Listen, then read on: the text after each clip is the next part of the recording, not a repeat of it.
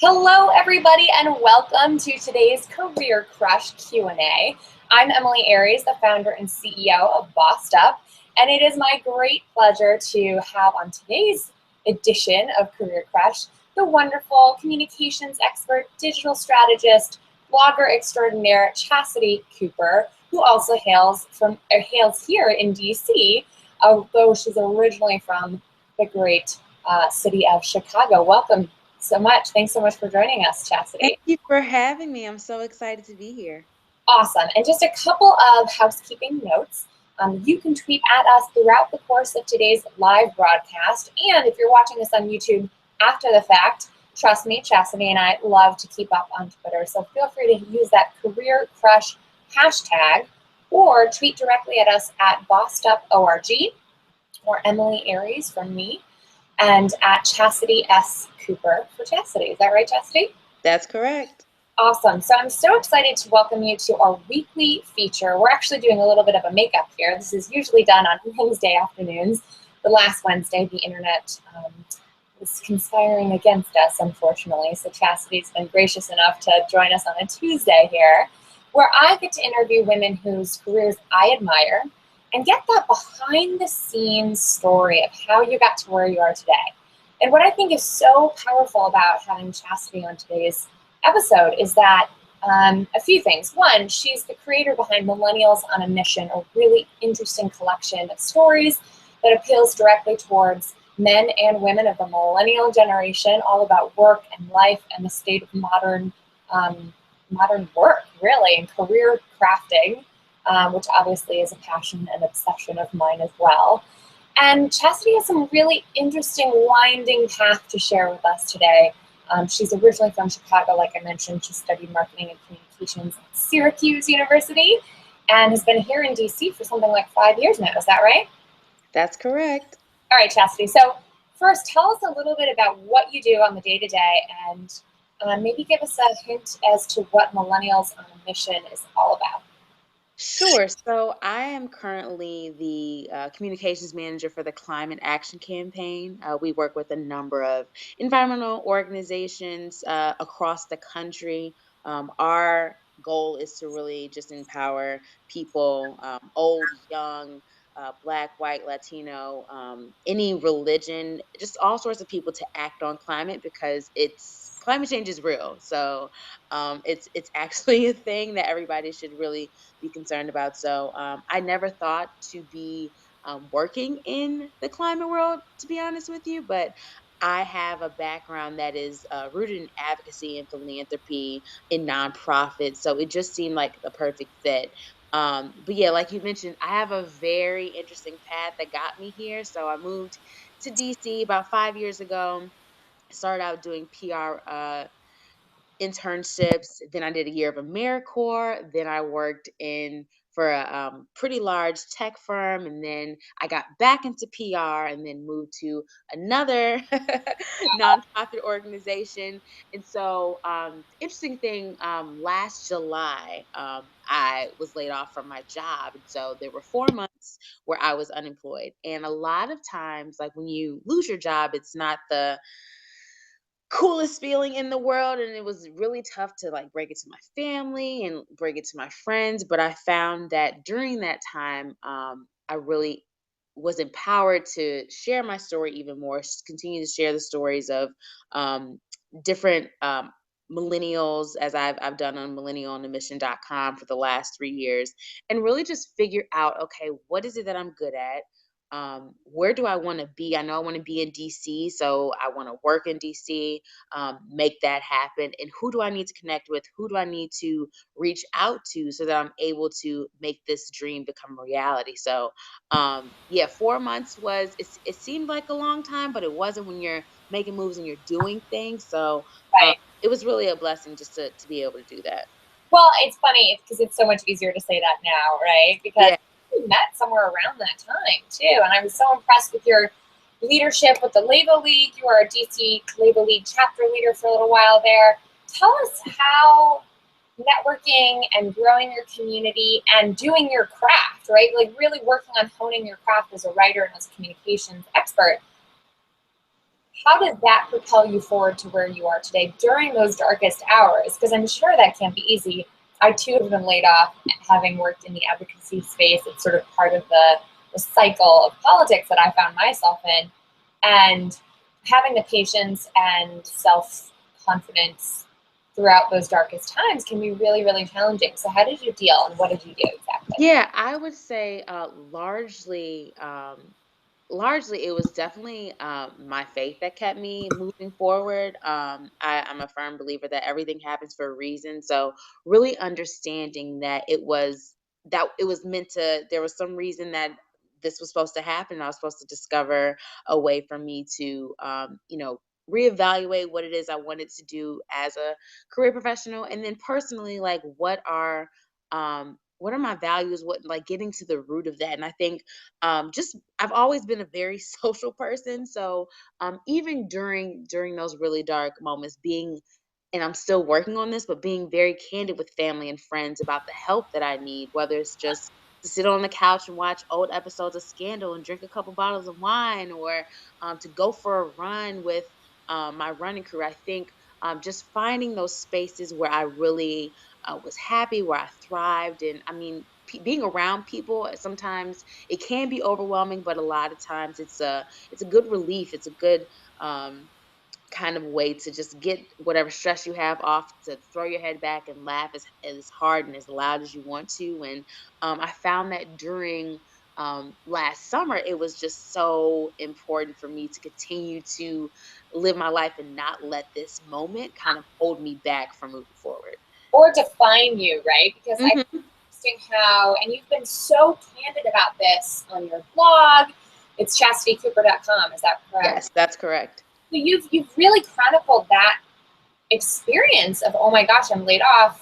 What am I doing? How am I defining my identity in a culture here in the United States where our sense of self-worth and identity are so intertwined and wrapped up with our professions?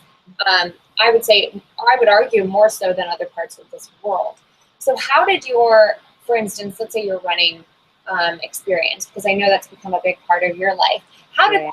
shape your identity as a boss of your own body or boss over your own life? Like, really, that's what Boss Step is all about, is reminding us that work and wellness are super connected.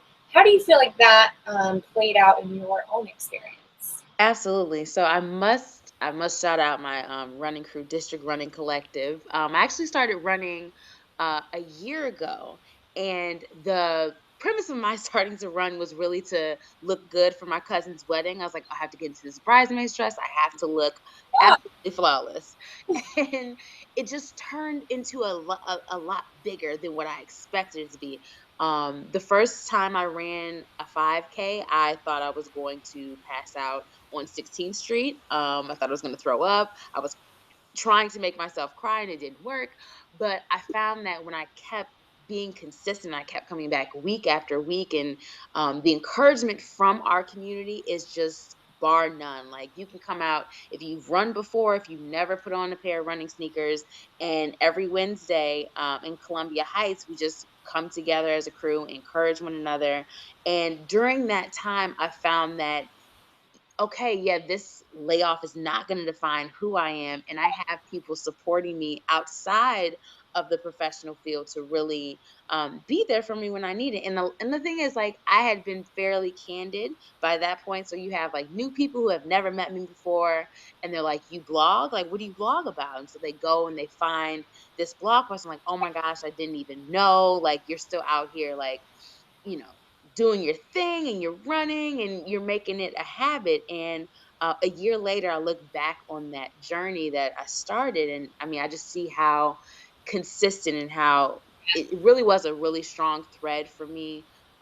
Especially last summer, and now I'm, looking hopefully to get to the Chicago Marathon, be able to run in, in October. Yeah, so That is so amazing. yeah, so it continues to be this huge part of my life, and it's almost like a I'm trying to think of the word, but it's overall narrative. Like, you have to keep going, as tough as running is, as much as it can. take a toll on your body, it's almost a metaphor for life. Like, you're going to be knocked down, you're going to have to go over some hurdles and some obstacles, but when you get to the finish line and when you get that medal, that's the ultimate reward. Right. And it's amazing, right? Because you redefine yourself even when things aren't going as well as you want them to be. In other areas of life, when you have something that is a habit, that is a community you can return to, that reminds you and reflects back to you that, yes, I am strong, I am able, and I'm capable, it can sort of change your whole mindset moving forward. And it's just good to remind the folks out there who are watching this, who are unemployed or who are facing a career change or feel like they need to be applying to jobs 24/7. You don't. No one can. That is not humane, right? That is a great way to burn out completely. And while uncertainty and fear absolutely take their toll, getting out, giving yourself permission to do something you love. And for Chastity, that might be running, but that might not be the same for you listening in today. Getting out there and doing something you love and joining a community of people who are taking part in something creative or adventurous or contributing to your sense of health and wellness, that in and of itself, like you mentioned, Chastity, can contribute back to getting your name out there and networking and communicating. Because happy hour isn't the only way to do it, although Absolutely. we certainly like a good happy hour. So I have to mention, too, we have our final power hour of the entire month of Women's History Month coming up Thursday night in New York City with Idealist, which I'm very excited about. Very cool. Yeah. So, Chastity, tell me more about why Millennials on a Mission. Like, what is the whole concept behind it?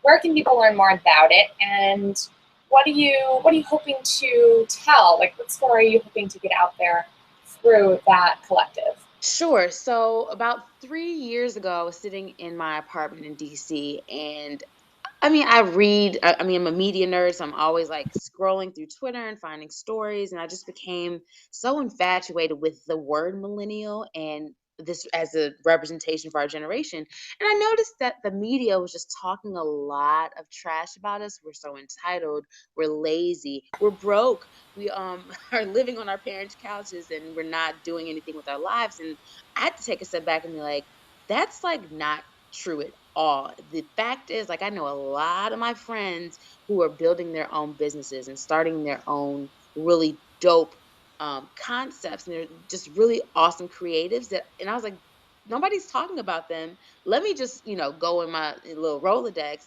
and start interviewing my friends. Like, and so 3 years later, and over, I'm close to, 100 millennials later, I've made like 100 new friends and rekindled some, friendships with friends from college. And I've learned so much about people's passions and and why they feel like that's their life's purpose and what they've been placed on earth to do. So really, millennial on a mission is just it's a concept that I came up with sitting in my bed, but now I'm looking to really fuel it and make it a resource for millennial men and women, whether that be workshops or different opportunities to connect millennials from New York to California and just really come together so we can all learn from one another. Because I feel like when you identify that sweet spot between of your passion and your purpose, you're able to be a thought leader, and you're able to share and do these really cool things to make not only your mark on the world, but just to make an overall better place. So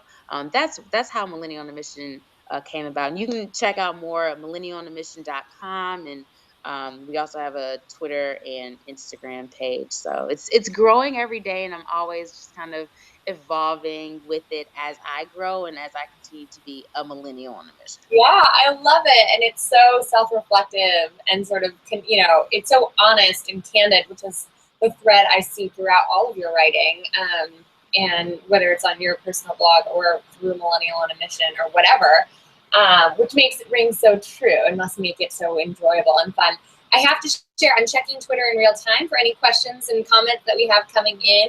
And Aaliyah McCants, one of our Boston Bootcamp alums who's tuning in today from New York City, is talking about finding her own health crew and how you've inspired her to see if maybe there's a running group in Harlem where she's at to join along. So any other thoughts or suggestions on how to get started? Because tell us more about where you were when you first got started with running, and also when you first got started as a writer, right? This is a career crush we're talking about.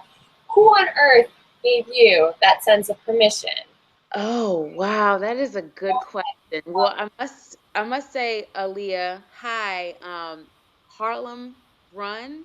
They're good friends of DRC, so tell them Chastity sent you. Go run with them. Ooh, Um, secondly, I honestly, when it comes to writing, I feel like I've been doing it since I was a kid, and I really didn't wait for permission from anyone. I was just like, you know what?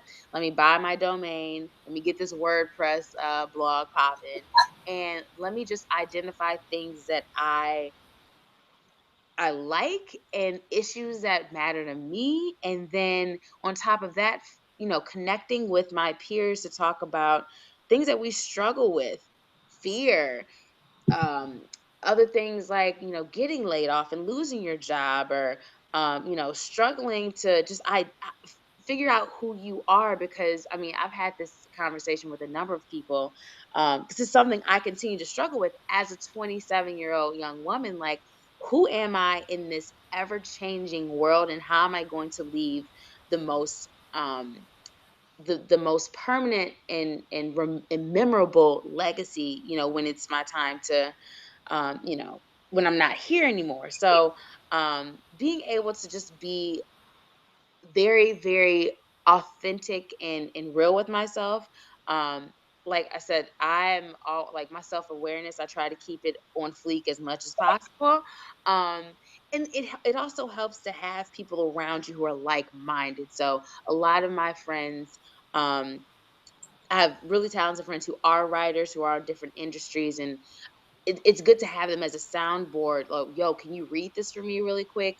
What are some ideas? Like, I come up with the craziest blog ideas just sitting around and chatting with my friends about, relationships and jobs and all that other fun stuff, and living in a big city and being away from your family. Like, what's that really like, and how does that make you feel? So, yet I didn't ask for permission, and a lot of times, as I continue to grow in my writing, I'm just looking for opportunities to elevate the millennial voice even more, because we are the leaders of tomorrow. As cliche as it sounds, like, we are out here, like, creating these amazing organizations and businesses and leading, the world into just a new generation.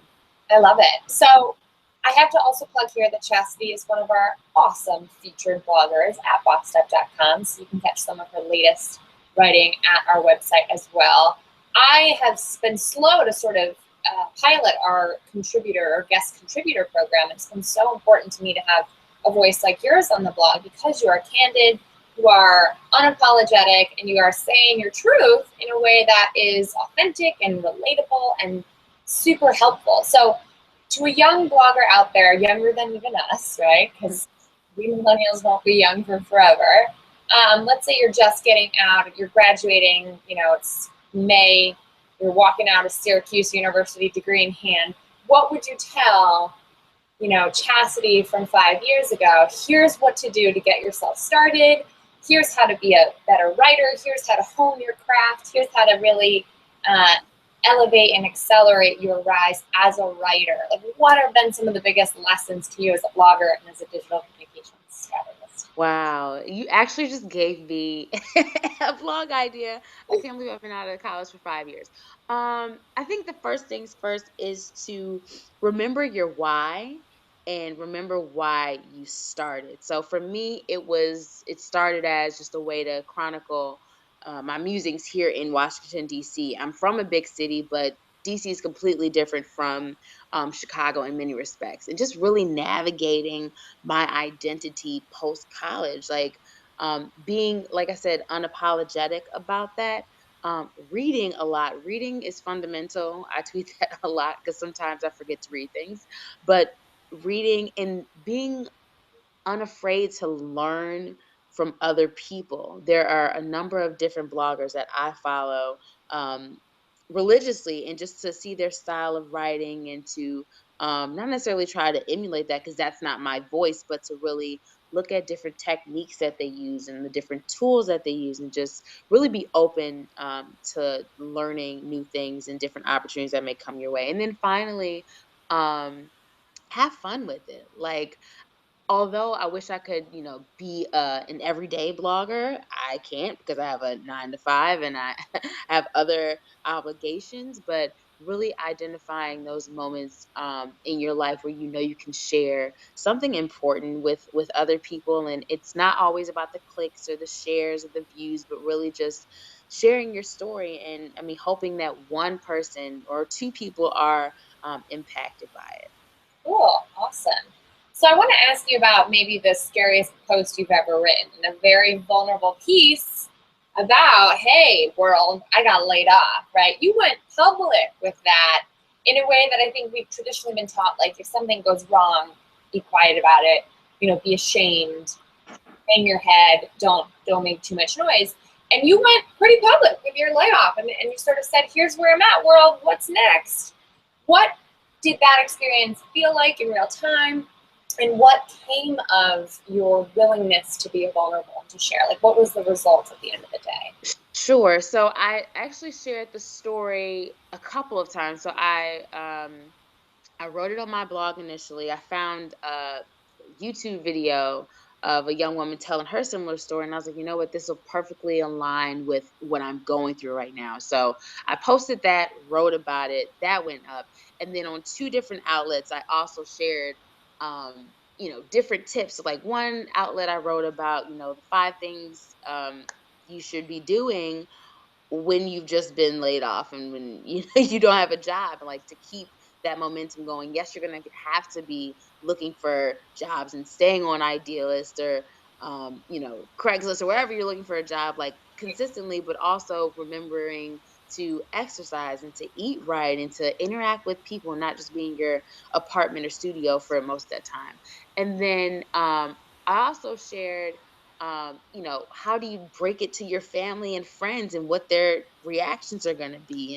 And that was tough. That was really hard for me. I think the day that I found out, like an hour later, I left and I'm walking to the metro and I called my mom and I was like, hey mom, what's going on? I was like, yeah, so I don't have a job anymore. She's like, excuse me? I was like, yeah, I don't have a job anymore. And then the next day, my father calls and he's like, it's 8:30. Why aren't you at work? I'm like, yeah, that doesn't exist anymore. So just not looking at it as a laughing matter, just really being honest. And I think what came of it, interestingly enough, is one of my former colleagues.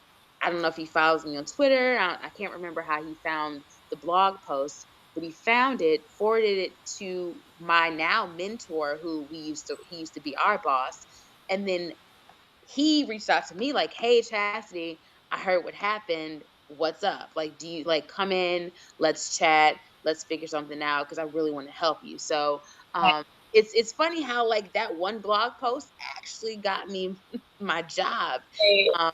and it also taught me that I need to not be afraid to raise my hand, and if I need help, whenever I do need help, and just to be myself. It's a tough thing that everybody deals with, and just being really honest with yourself, and you never know how it will come up at.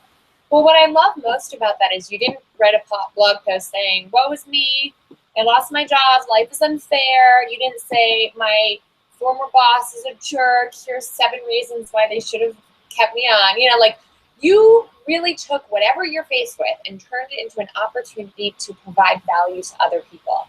You said, here's what I'm going through. You're not alone. I'm figuring it out, but here's a couple of things I've learned already, day 2, right? And Hmm. because you took that opportunity, and this is where I think you're such a genius on this, because you took that opportunity to say, what can I learn from this, but also what can I share with others to relieve them of some pain? That's what makes you a candidate. That's what makes you a blogger who other employers are watching and gobbling up, right? And it reminds Absolutely. me, honestly, I relate to that so much because when I was in my darkest moments of total and complete burnout, had been laid off from my political job and that I loved, and was in the midst of breaking up and moving out and in debt, and life was looking awful. On the other side of that sort of valley, all I wanted to do was start Bossed Up to help prevent this from happening to other people, or at Hmm. least prevent it from being an experience of total burnout dealt with in isolation. right? So that community component that you always bring it back to is so key. It's part of the reason why I started Bossed Up around Bossed Up Bootcamp, right? Our flagship training program for women navigating career transition, which, by the way, is coming up next month in Washington, D.C., which you got to apply for now at bossedup.com. But it is such a powerful program, as Aaliyah knows, who's been tweeting along today as one of our alums, because it really helps us get out of that darkness and into a communal environment where we can gain the skills we need and key learnings to make our next move.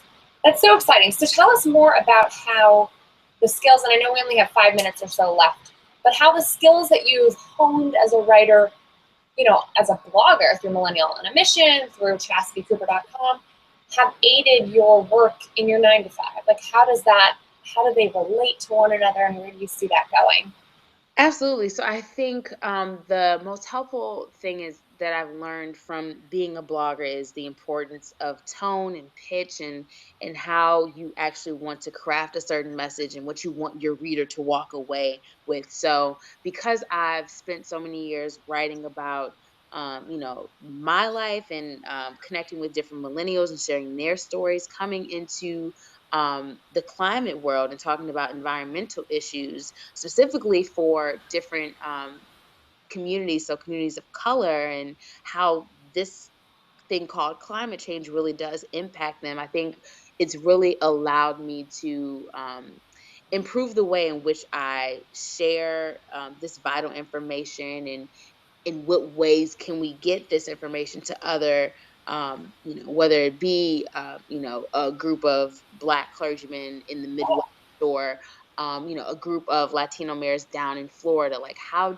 are we able to use the talking points that we have, use the vital information that we have, and disseminate it in a way that people are going to actually understand, and not just have it be all of this up in the air jargon, but concrete information like, hey, that power plant down the street that's puffing all that smoke in the air, it's affecting the way your kids are breathing, and this is why you need to care. So it's really just allowed me to really um, turn up the way in which I put messaging out there for the climate action campaign, and it works both ways. So whatever I learned in 9 to 5, I'm able to go home and like, okay, so I'm wanting to identify a niche of 18 to 24-year-old millennial women. How am I going to do that, and where do I meet them halfway? So it's a really cool two-way street that I have.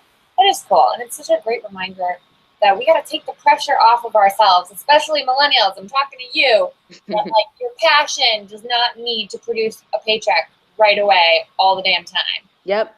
There's nothing wrong with having very serious, inspiring things on the side, whether you call it a side hustle or your passion project or just a freaking hobby. It's okay to have hobbies. We're all multi-passionate people.